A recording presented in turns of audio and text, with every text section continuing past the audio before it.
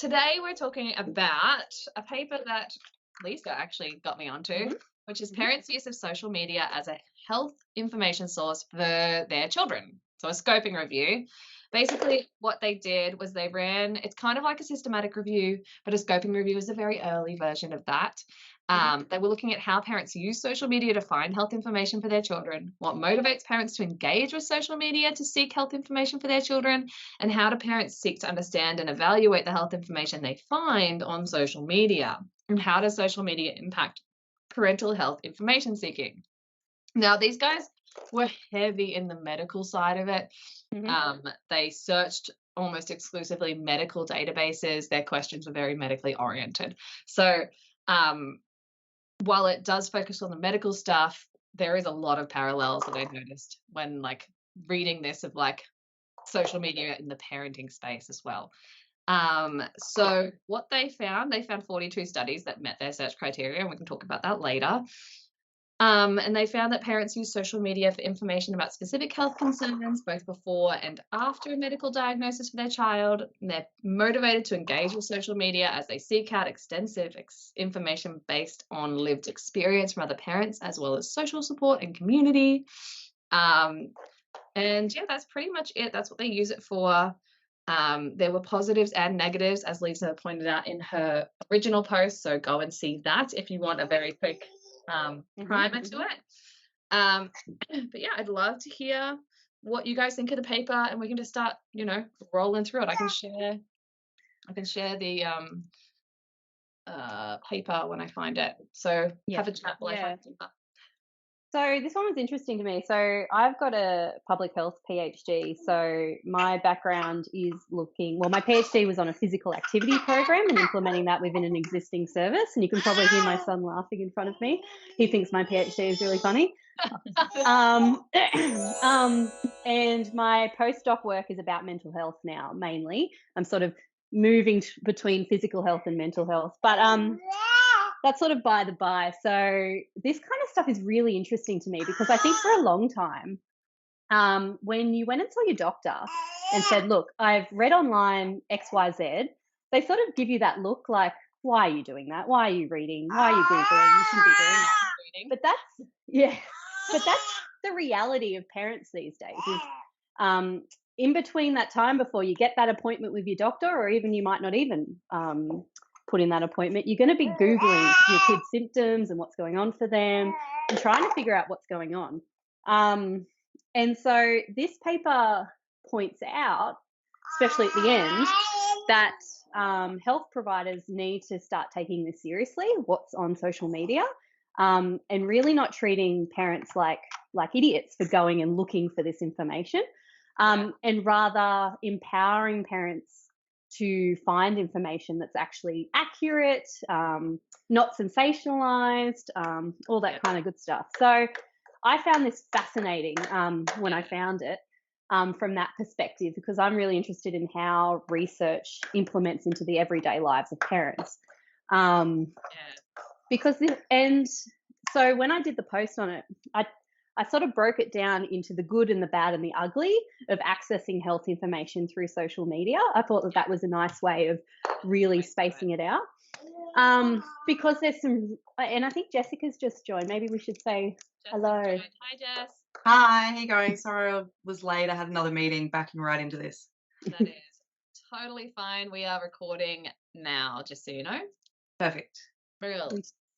So with the good, so social media is part of our lives now as parents. Most parents are now accessing information from social media, and that includes health information and health information about their children as well.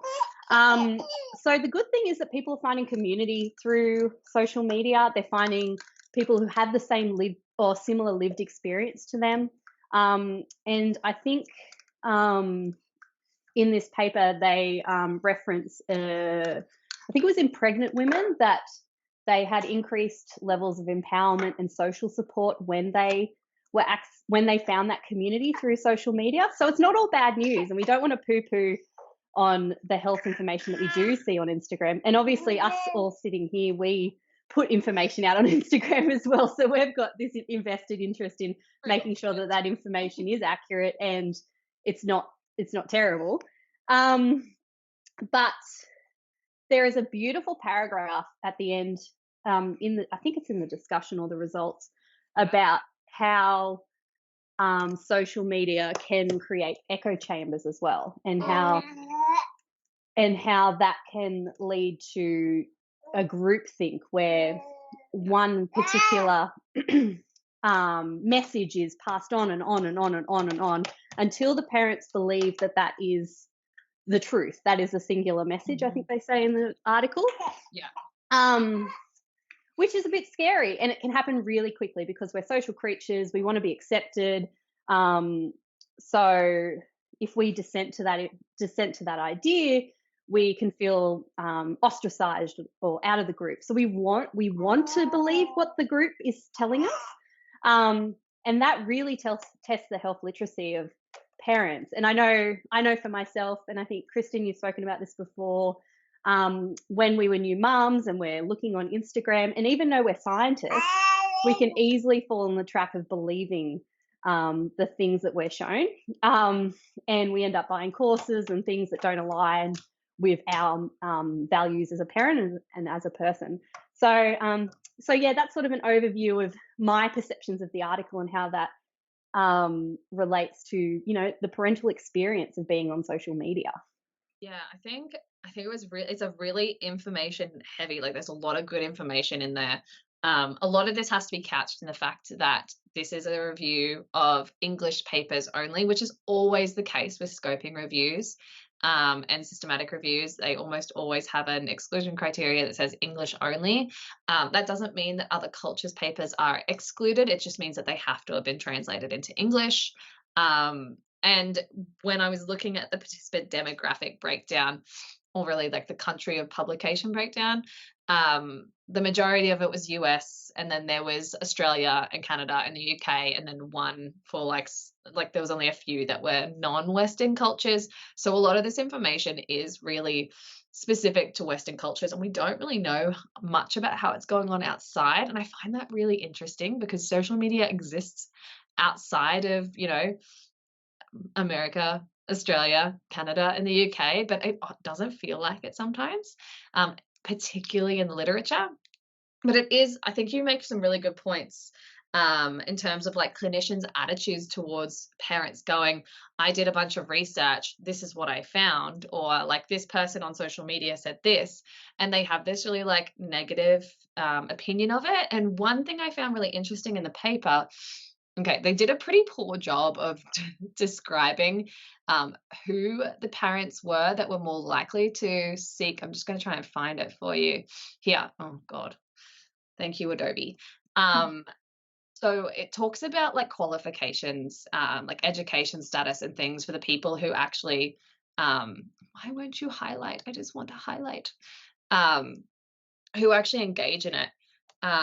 In this like use of social media for knowledge. So early studies found that lower SES, lower education background parents were the ones using internet and social media to seek health information, and it has completely flipped in recent years. You now find that more higher educated parents are the ones who are engaging in this information seeking on social media, which is really interesting. They did a really poor job of describing it, so it's unclear really whether it's a flip from old to new. It's possible as the generations shift into the millennials, but it's like it is an interesting thing to think about, that perhaps those like sighs from clinicians, those the negative thoughts about parents bringing their own research, is because it's steeped in like lower education, lower SES, which it shouldn't be anyways. Those parents should be doing their own research. It could also be like an ego thing with clinicians where it's just like, you think you know more than me, like I know what I'm talking about, and it becomes this like ego defense mechanism that you do see. Yeah, and I don't know if there's any data on this, but it's possible that there's also been an uptick of clinicians being on Instagram and using that as professional sort of pages as well. And I wonder if that's influenced their wanting to accept social media as an information source as well. Whereas a few years ago, because Instagram's only like 10 years old or something, isn't it? So only a few years ago it was just a photo sharing app, and all of a sudden it's sort of this information sharing app as well. So I wonder if that's changed. So I will point out that Instagram almost doesn't appear in this review. It's almost all Facebook. A little bit of that was YouTube. interesting as well. Yeah, Instagram appears here. Like, this is the part where Instagram actually appears. There's a little bit in 2018. A little bit in 2018, yeah. And then a bunch more in 2020. There is no TikTok, which I get it. That's really new. But it does beg the question, like, if they updated this now, even 2 years later, because more than about 50% of the papers they found were from the 2 years that they did it, and they only did January to August in 2020, which is interesting because that's like the first 6 months of COVID. So it would be really interesting what an updated version of this looks like, because it would be dramatically different again, I think. Definitely, and probably a lot more. I think as everyone, had to go into isolation, lockdowns, didn't have like appointments with health professionals, then really had no choice but to turn to Dr. Google as a source. I'm pretty sure that the majority of us that do knowledge translation on social media started during lockdown. I think a lot of us were just like, we need to share the information. But with that, and this happened kind of before the COVID vaccine existed. So hold on, where is it? It says it here. And I was like, oh, that's so interesting. Where is it? There's a inverse relationship. I can't find it, but there's an inverse relationship between information seeking on social media and vaccine hesitancy. So the more parents seeked health information on social media, like the higher they rated their hesitancy of vaccines. And there was a lot of studies. So I'm just going to flick back up to them. There was a lot of studies on vaccination when they did like the summaries. Hold on. There you go. Vaccines. And this was before the COVID vaccine. So like that kind of tells us, my computer hates me. It's kind of telling that, like, if we did this now, can you imagine like what those results would find? Definitely. It's interesting. Okay, so what else do we want to talk about? That's okay. Yeah, I mean, I think as a clinician, I think there still is this attitude that if you go to social media as a source, that I think clinicians do look kind of down on women and parents and patients, which is just kind of old-fashioned now. Like, this is our village, I guess. It used to be you would ask your mother. Well, now you go onto Instagram or Facebook and you ask the general population and see what they have to say. And I think although there are negatives, I guess a lot of the time there can be some practical advice that comes out of this that maybe a clinician won't tell you. Like, a clinician will give you, health facts, but they perhaps won't tell you what to do at 2:00 in the morning to help settle your baby or something like that. So I think that it certainly has a place for things, like those practical tips. Absolutely. And I think so this was really interesting and like a little bit cringy. So from one study, they found that parents preferred health information from social media as they believed other parents were more educated regarding caregiving and self-management strategies than healthcare professionals. I can imagine that we've all felt this too in terms of healthcare professionals giving advice on things that they're not qualified to give advice on, like sleep, Jess. Absolutely. I completely agree with that, because there's a lot of health professionals giving out advice in really specific areas when they're more generally trained. And of course, that's not a criticism as such. Like particularly if you think about a general practitioner or a maternal child health, they have to know a lot of things, a little bit about a lot, and they don't always know a lot about the specifics. And when you have people online that sort of dedicate themselves to talking about one specific topic pretty in depth, then of course people are going to put more end up probably putting more weight on their opinions as well, because they're actually able to talk about it, at length and in detail, and the mechanisms of this, and give more specific advice. And then, like Emma said, there's the whole other aspect of it around community and the village, and practical advice. The other thing that came to mind when you were talking before, Emma, was like time and money. Like, to get the depth of information from a doctor, which, I mean, as well, you're wondering whether or not they're even really qualified in that really specific area that you're seeking advice in, unless you see a specialist. But they can't necessarily afford or are able to access that level of advice that they can go online and find. And of course, what they're finding online, there can be really varying levels of quality, but they are getting lots of information and for free from the comfort of their home. And then, of course, there are options to purchase more courses, different things like that.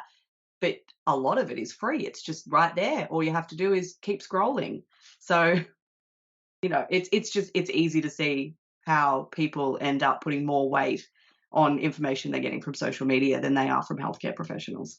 Yeah, it's really interesting. And I think it kind of leads into, they asked really good questions in this, and they wanted to know like how parents were actually passing this information, whether they were using critical insight, and there just wasn't a lot of information on it. Like, this is basically the only section they have on how parents were using their critical insight, which means that we're not asking enough pointed questions or educating parents enough, although we are. That's something we're doing the last couple of years, a lot of us. So a lot of parents did ask health professionals to verify that information, but can you imagine how uncomfortable those conversations might have been, or how invalidated those parents might have felt when they had those conversations? So I really hope the clinicians start to show some more compassion and understanding towards how people are doing their own research, especially because getting to healthcare practitioners as a mother of a COVID child was so fucking hard. I couldn't get any doctor to see me because my daughter started daycare in 2020, and she got fevers, and I had to keep taking her to the hospital because everyone refused to see her. So of course we ended up searching for our own results on here, so I can understand how it happened. But it's evident from this paper in this very small section that parents really don't know how to evaluate it. So I should have pulled up the actual thing for the screen, but I pulled up Jess Stokes Parrish's, you can't see it, paper on navigating the credibility of web-based information during the COVID-19 pandemic, using mnemonics to empower the public to spot red flags in health information on the internet.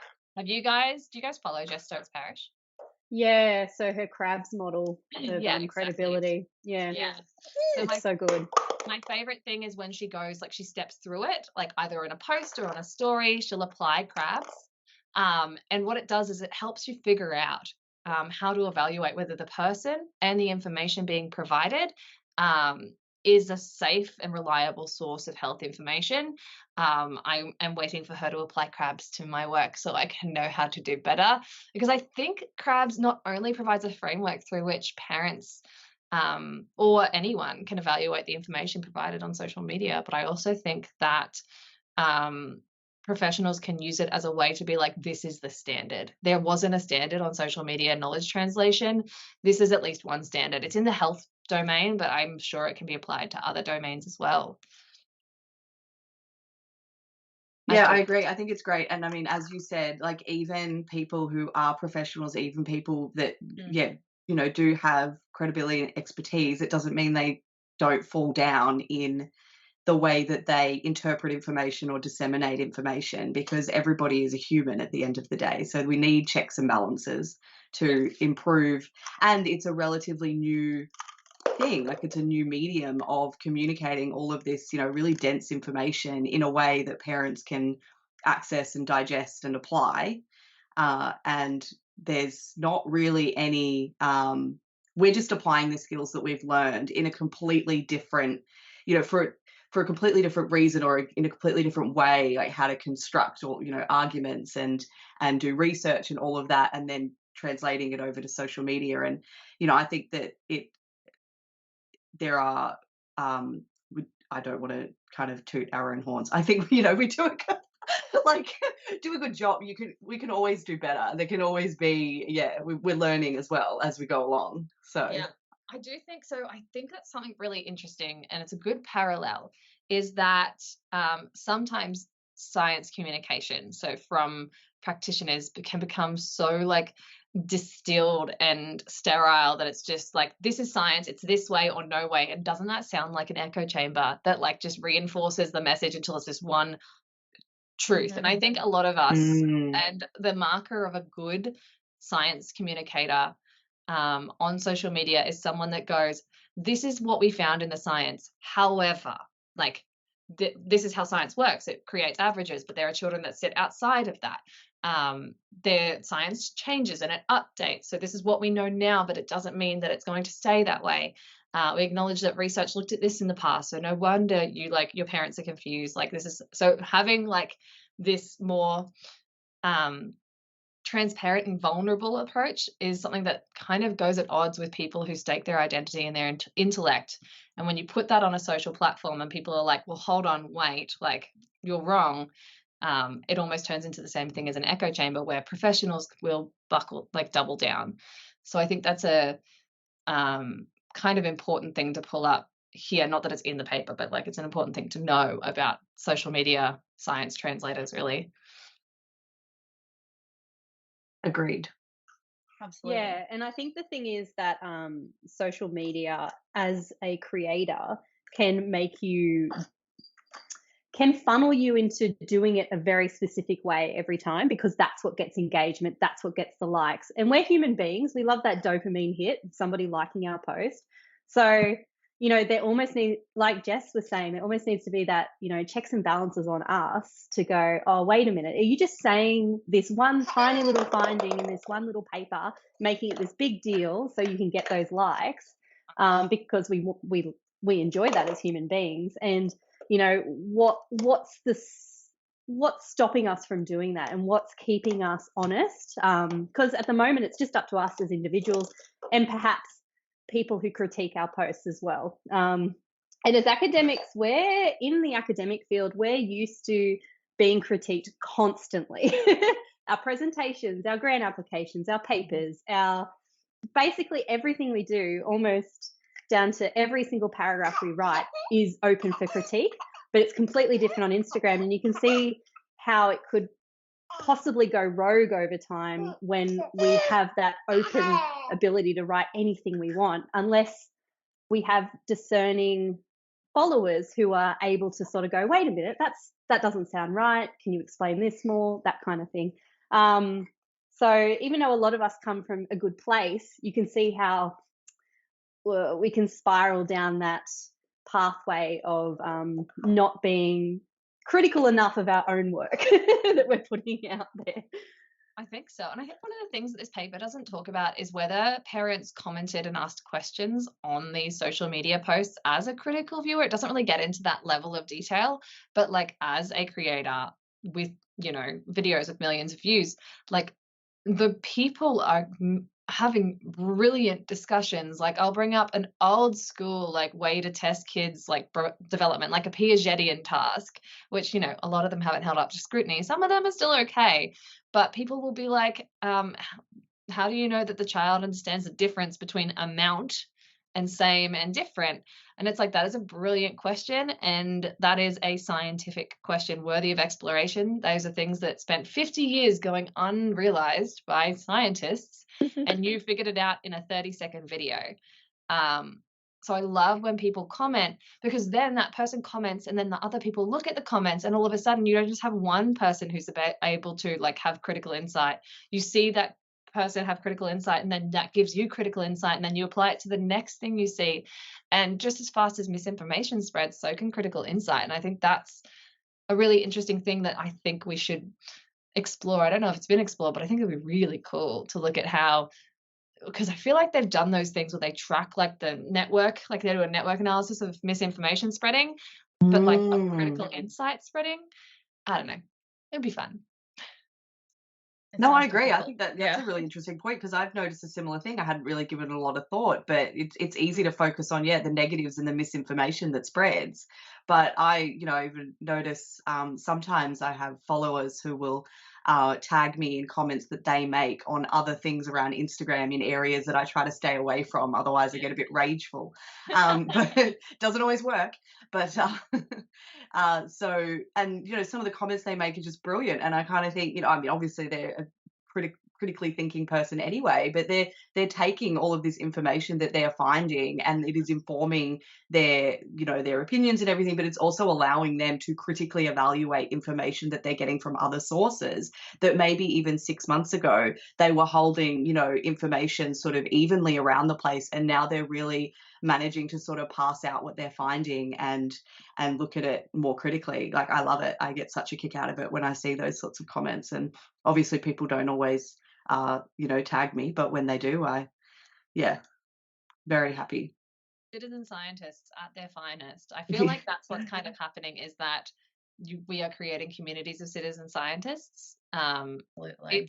It's tricky because we don't have as big a reach because we're not clickbaity, but the people who do engage, they might be more likely to be inclined towards that, but they might then share that knowledge and skill with those people around them that wouldn't engage in that kind of topic. I don't know. It's so many unexplored questions that this is a good place to start. There's a great line as well. I think it's up on the screen now that you've highlighted, about how some parents did self-styled information triangulation by crowdsourcing information and determining consensus. And I was like, research like in the field, like literally not even aware of it, but conducting their own research. I mean, it's incredible. Yes, I think it's brilliant. Like that you put up a question box on Instagram being like, this is the problem, how do I fix it? And your Exactly. 300 followers are just because they're your friends, are like, try this, try that. Yeah. Like, burp this way, swaddle this way. And it's just Exactly. And I think that clinicians have to stop viewing themselves as a gatekeeper of information, you know?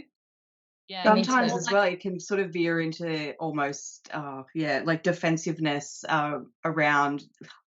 Going with the people with the credibility, the qualifications, the buck kind of stops with us, and not liking when there's information coming from other sources that might contradict what they're teaching. But also we have to remember that a lot of the time evidence, I mean, it takes years and years for evidence to trickle down into policy. 17 years. No, And 17 years. That's the science. 17. Yeah, I knew it was more than 17 10, but I didn't know if it was 20. 17 years. Wow. And it takes even longer in many cases for it to actually affect sort of society and culture. And if we know that, then I just don't even think as people who have any sort of qualification or credibility we can hold over other people. It's not really enough to discount what's happening on the ground for people, because that information too is informing research, which then in turn informs policy eventually. It's, I don't know if that was very articulate, but no, it's excellent. And I think that I think the important thing is that clinicians I think clinicians are now shifting from gatekeepers of information to critical analyzers, using their depth of experience and knowledge of information. So I think more and more people are bringing a pile of information to their clinicians and going, help me figure out how to pass all of this, whether it's relevant or not. So we still have just as much expertise and value placed on clinicians. It's just that they're not the gatekeepers of all information. They're the gatekeepers of which information to listen to, because they're more likely to be able to apply the Krabs model intuitively. They're more likely to understand the science behind one over the other, and they've had clinical experience with it. So they've watched how this played out in a similar situation with a similar human. So clinicians are not irrelevant anymore because they were never walking encyclopedias. They were always far more than that. They always had more important skills than level of knowledge. And like clinicians will often not know everything about every problem. They'll have to do the research, but they do the research quickly and they understand it well and they can pass that information. And now they don't necessarily have to do all of that research and that extra legwork because they can take what the patient has already collected and they can go through that. And it's almost like the co-design of a diagnosis between the experiencer or the observer and the clinician that's treating them. And I think that that's just a new model of clinician and treatment in more generally. I don't know, it's what I think anyways. And Jess and Kristen, to build on what you're saying, in at least in my field of research, the focus is now on co-design with end users and communities, as opposed to in the past where a researcher goes, oh, I have an interesting question, I'm going to spend $1 million and try and answer that question. And then that research becomes, it's just irrelevant to the end user because it's not including them in that design of the study.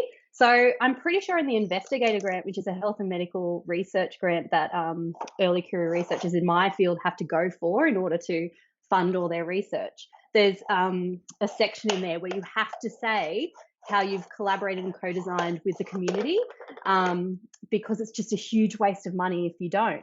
So the thing is, what people are seeing on social media is going to feed back into research because that's what people are talking about, that's what they're thinking about, that's what's important to them. So we can't ignore that. Oh, darling.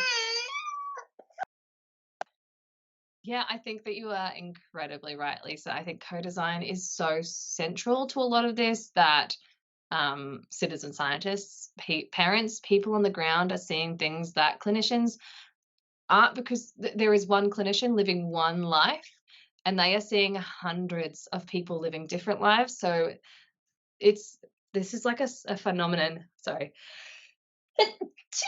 a phenomenon in psychology known as cumulative culture, where we don't just generate knowledge from scratch every time a new generation is born. Otherwise, we'd still be trying to figure out fire every weekend. But this is what a lot of non-human primates do. They don't transmit information quite in the same way. That's why they, like humans, are more like civilized, I guess, than others. But what we do is we imitate and transmit information to each other, and then we innovate upon it. And I don't think that we necessarily need to look down upon people that don't have the same qualifications. We have to look at the information being presented and we take it from there. So co-design is really valuable because those people have their own experiences and information, and it just maximizes our ability to do things, which is awesome. All right, do we have any other questions or statements about this paper? We kind of got a little off track. Do you have any critiques about it?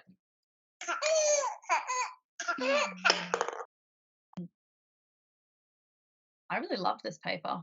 I really thought it was interesting. Yeah. And so, and I guess I think that we touched on, like, in such a short amount of time, I think if you redid this paper now, it would be completely different again. Like in a couple of years, it's just shifted. Yeah, I would love to see the data on Yeah. TikTok. It'd be so fascinating because what is it, like million people join TikTok every minute or something? Like, it's just ridiculous. And there's so much information being shared on there. I'd find that fascinating. And it has like spiked, like if you talk to any psychiatrist, it's spiked the diagnoses of autism, of ADHD, Exactly.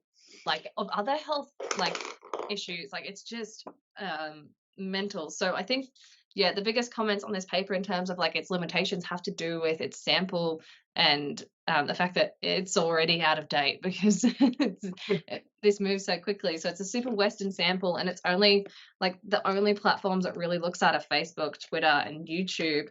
And it's very minimally in those areas. Like it's majority just Facebook and like a bunch of other, like Twitter has a lot. Like I don't understand why Twitter has so much in that space. Like how do you fit that much health information into 280 characters? I am surprised. In terms of the way that this scoping review was run, it was really rigorous. It's a very well done scoping review. They've got a lot of supporting information. I pulled up their appendices because they've supplied the different search terms they use, which makes it replicable. It means that we can pick up those search terms, chuck them into the database, and we can update this ourselves. We're not going to do that because that takes an F ton of time. I am currently doing a systematic review and it's killing me. But it's very well done in a way that's replicable. It was a bit confusing how they summarize the findings on SES and income, like, and higher education. But that's probably because the actual research is a bit confusing. Other than that, though, it's a pretty solid paper. And the first author has a student email. So I don't know if they are still a student, but they have a student email. So, like, solid effort to Erica Frey. Like, Absolutely. 100%. Oh, she's at UTS. She's Australian. We love that. Yeah. We are biased. Isn't that great? I almost put that in the, when I summarized it, I wanted to put this was done by Australian researchers, but I just ran out of room. So, but how cool is that? There's actually a lot of research coming out, especially in the parenting space, that's done in Australia, which is very bizarre because usually it's all done in the US. So it's nice to see a different country represented. The next thing we should work on is trying to see how social media permeates this kind of stuff in other cultures that are far more underrepresented in the literature. But yeah, I think it was a pretty good paper. Yeah, and I think they also excluded pregnancy, and I think me as a midwife, I was like, oh, I would have loved to have seen that, like, because it is just that already a systematic review in itself. Like, does that, because it's probably huge. Yes, it would be massive, but I was like, oh, I've got to have a look at that, like, see if that's been done. It would that also be interesting though to look at how people find and interpret information in pregnancy and then like check back in 6 months, because if people are doing a little bit of ahead research, for example, around breastfeeding or sleep or trying to work out what kind of parent they want to be before they actually have a real live tiny human that has all of its humanness, and just seeing how all of that shifts over time. I mean, obviously it shifts anyway, but the social media piece and how that kind of forms part of that journey. Kristen, you look like you really want to say something. It's a good point because sorry, that's me stimming if that makes you confused. But it's a really good point because what I really want to see is how, like, what accounts people follow before pregnancy in the first 6 months and after the first 6 months, and see if they have different themes. Like, if prior to birth they have, like, the societal norm stuff like sleep trainers and like baby-led weaning and like all of these like trendy things that they've heard are like the best way to be a parent, and then like 6 months later after they've had their baby, like it shifts again to like the kinder side of Instagram and TikTok, which is like, be compassionate with yourself, like good enough parenting is good enough, like the place that we inhabit. I really want to see if that happens on a much bigger scale, because I know it happened for me. I'm sure it happened for quite a few of you. Like, it's just interesting. Like, anyways. Definitely. Yeah, I went back to my personal account the other day, which I don't really go on very often, and it was all the stuff that I followed through pregnancy and early motherhood, and I was like, oh, there's a problem with me. Yeah. I'm going to go back to my page again. My personal page has far more like influencers and mummy bloggers, like I know, whereas my like business page, which is where I live, like I don't leave my business page. My business page is all like educational stuff, so it is interesting. Like, I'd like to see in a non-biased sample, sorry friends, but for anyone watching this, how did your follow list change, or your favorite influencers / social media information sources shift over time? Because I'd like to see if it's not just like us with like the nerding out element that is our brains, but if other people that just use social media for entertainment and consumption and a little bit of information seeking, how that changed as well. Yes. I was just pulling up this Prisma diagram. So this is what you use for systematic and scoping reviews. To talk to your point, Emma, on the fact that there wasn't enough pregnancy stuff in there. I imagine either it was too much, which made the the scoping review untenable, because they only found 500 papers, which is tiny. My systematic review Mm. at the moment has 10,000, which is a monster, but like, um, I imagine it probably would have doubled the size, and it might have like convoluted it a little bit because it's about pregnancy, and pregnancy is more about the mother than it is about the Mm. child. But it would But be then I interesting found to it see. interesting that they included breastfeeding, because I would have thought there would be like That's that would be its own Yeah, you'd kind of Must topic. have they must have really tight Exactly. search I think terms to only because end up with 500 papers to exactly. start with. I mean, I can Yes. show you what their search terms were. They Oh, must that's have had their a data lot of extraction tool. like exclusion and It's tiny. So my search criteria is massive. So this is what they've got. They've got social media or Facebook or Twitter or YouTube or WeChat. What is WeChat? Or Pinterest or Instagram or online social networks or Reddit or WhatsApp, Facebook Messenger, like so on and so forth. Oh, they even looked at TikTok, but back then it didn't really exist. Mm. And health and information or consumer. Mm-hmm.